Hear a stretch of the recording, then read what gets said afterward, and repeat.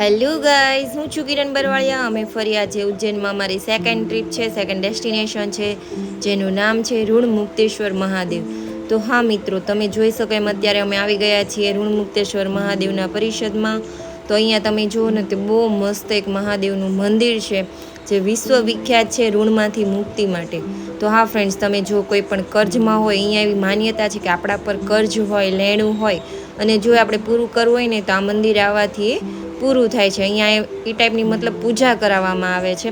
તો કહેવાય છે, અહીંયા માન્યતા છે કે ભગવાન શ્રી કૃષ્ણએ ઋણમુક્તેશ્વર મહાદેવના મંદિરના પરિષદમાં આજે તમને વટવૃક્ષ દેખાય છે, તેની નીચે સુદામાને દરિદ્રતા નિવારણના મહાકાળના સહસ્ત્ર નામના સ્ત્રોત સંભળાવ્યા હતા, અને રાજા હરિશ્ચંદ્રએ પણ આ જ જગ્યા પર ઋણમાંથી મુક્ત થયા હતા। તો હા ફ્રેન્ડ્સ, અહીંયા દર શનિવારે ઋણમુક્તેશ્વર મહાદેવની પીળા કપડામાં શનિવારે ચણાની દાળ, હળદરનો ગાંઠિયો, ગળ, પીળી ધાતુ જેવી પીળી વસ્તુઓ ચડાવીને આપણને પૂજા કરાવવામાં આવે છે અને ઋણમાંથી મુક્ત કરાવવામાં આવે છે।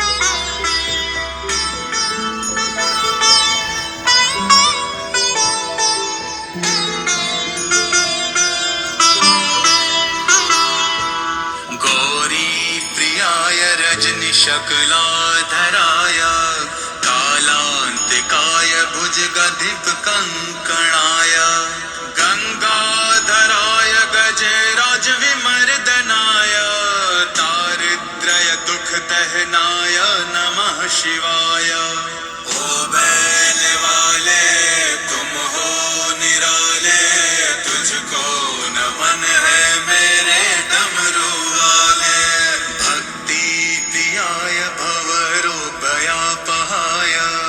उग्राय दुर्ग भव सागर तारणाय ज्योतिर्मयाय गुण नाम सुनित्यकाय दारिद्र्य दुख दहनाय नमः शिवाय।